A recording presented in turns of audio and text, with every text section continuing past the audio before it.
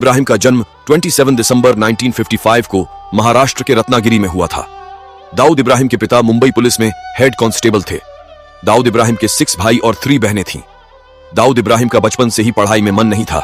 वरिष्ठ पत्रकार ईस हुसैन जैदी ने अपनी किताब डोंगरी से दुबई तक में वो किस्सा सुनाया है जब दाऊद रामपुरी चाकू लेकर अपनी गर्लफ्रेंड के घर पहुंच गया था।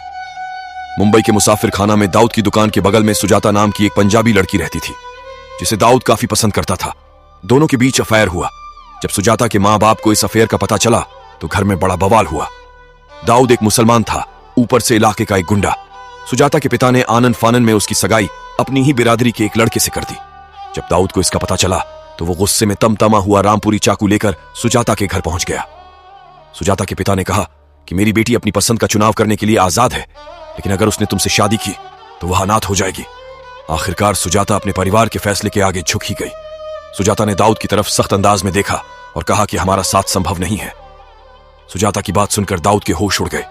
खुद को ठगा हुआ महसूस करते हुए वो सुजाता को गाली देता हुआ दाऊद उसके घर से चल गया।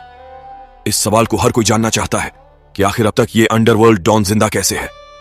प्रमाण बताते हैं कि दुबई में दिल्ली दरबार होटल के एक कमरे में मुलाकात के दौरान दाऊद ने कहा था कि मेरी मां ने मुझे कसम दी थी कि दाऊद 3 काम जिंदगी में कभी ना करना। एक तो ड्रग्स के धंधे में नहीं जाना, एक शराब नहीं पीना और एक कोठे पर मत जाना। अगर मैं कोठे में जाऊंगा तो कहीं रात को बिना कपड़े में भाग नहीं सकूंगा, मर जाऊंगा। दारू पीऊंगा तो पता नहीं कौन क्या मिला के पिला देगा। और ड्रग्स तो आपको मालूम है, खुद ही मरने सुसाइड का तरीका है। लेकिन देखा जाए तो दाऊद ड्रग्स का धंधा खुले तौर पर करता है। ऐसी खबरें भी आई हैं कि वो नेपाल के रास्ते से भारत में ड्रग्स सप्लाई करता है। दाऊद की मां ने तो इन्हीं 3 कस्मों के कारण वो कई खतरों से अभी तक बचा हुआ है।